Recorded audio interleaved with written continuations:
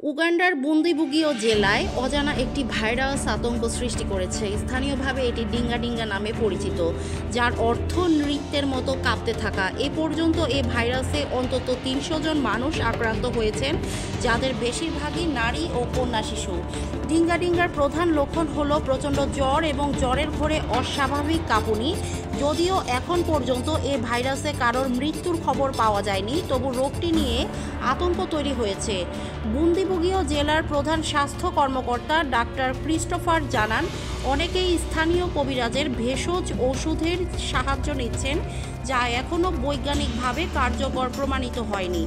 আমরা আক্রান্তদের অ্যান্টিবায়োটিক চিকিৎসা দিচ্ছি এবং অধিকাংশ রোগী ১ সপ্তাহের মধ্যে সুস্থ হয়ে উঠেছেন। আমি সবাইকে অনুরোধ করব অসুস্থ হলে দ্রুত নিকটস্থ হাসপাতালে যোগাযোগ করতে। এখন পর্যন্ত ভাইরাসটি বুন্দিবুগিও জেলার বাইরের কোনো এলাকায় ছড়ায়নি। আক্রান্তদের শারীরিক নমুনা উগান্ডার স্বাস্থ্য মন্ত্রণালয়ে পাঠানো হয়েছে।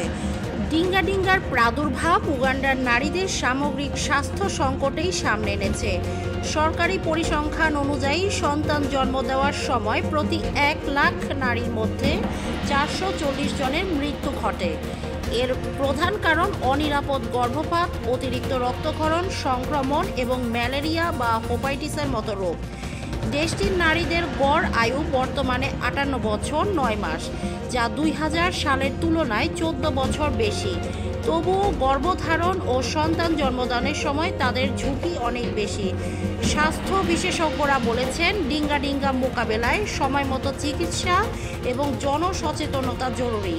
স্থানীয়ভাবে ভেষজ ওষুধের পরিবর্তে বৈজ্ঞানিক পদ্ধতিতে চিকিৎসা নিলে পরিস্থিতি নিয়ন্ত্রণে আনা সম্ভব।